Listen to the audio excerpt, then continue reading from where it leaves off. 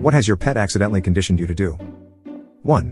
When I come home, my dog comes to the door all excited, wagging her tail, making this woo-wow-ow sound. It's not quite howling, but it's not barking either. I started to woo-wow-ow back to her, because it amused me. But now if I don't, the sound she makes will turn into barking, which is very noisy and unpleasant. So basically she's trained me to have this dumb woo-wow conversation with her, in order to keep her from yelling at me. 2. I shuffle around like a nervous zombie in the dark to avoid accidentally punting my stealthy, shadow-colored cat into another dimension. 3. My mother's dog tells her when it's time for her evening meal. As in my mother's evening meal.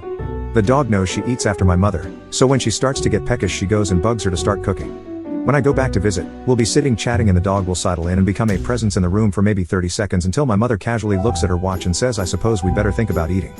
She's completely unaware of what triggers her decision. 4. I have a cat that plays fetch, very insistently. She brings me her toy mouse, and if I don't throw it for her, she sits on my laptop keyboard. Of course this all started when I would throw the mouse to keep her from sitting on my laptop. 5.